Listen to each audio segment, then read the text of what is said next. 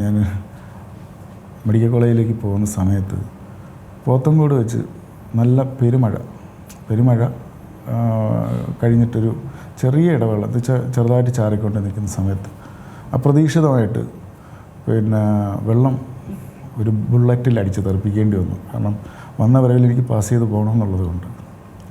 പക്ഷെ പോയി മെഡിക്കൽ കോളേജിൽ എത്തിച്ച് തിരിച്ചു വന്നു.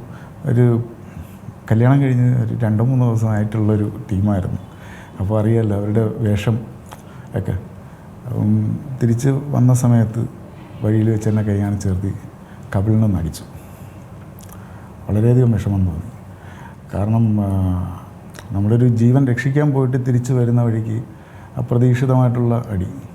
ഞാനൊന്നും മിണ്ടിയില്ല, ഞാനങ്ങ് പോയി. കാരണം എനിക്ക് സംസാരിക്കേണ്ട ഒരു സാഹചര്യമല്ല എൻ്റെ ഭാഗത്തുള്ളതിന് ഞാൻ ക്ഷമ ചോദിച്ചു. എല്ലാം പറഞ്ഞിട്ടൊക്കെയാണ് ഞാൻ പോകുന്നത്.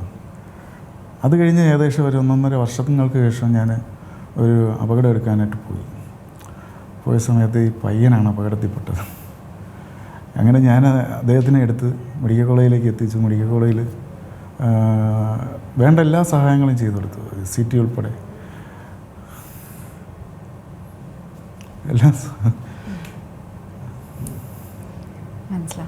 എല്ലാം ചെയ്തു കൊടുത്തതിന് ശേഷമാണ് പക്ഷേ രക്ഷപ്പെട്ടു, ആളെ രക്ഷപ്പെട്ടു. പക്ഷേ വൈഫ് വന്ന് കണ്ടപ്പോഴത്തേക്ക് പെട്ടെന്ന് എന്നെ കണ്ട് ഷോക്കായി പോയി.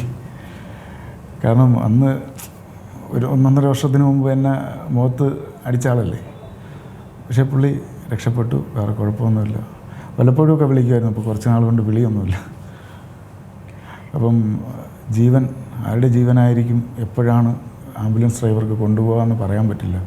ഏറ്റവും പുതിയ വാർത്തകളും വിശേഷങ്ങളും വിരൽ തുമ്പിലറിയാൻ സീ മലയാളം ന്യൂസ് എല്ലാ ഡിജിറ്റൽ പ്ലാറ്റ്ഫോമുകളിലും ലഭ്യം.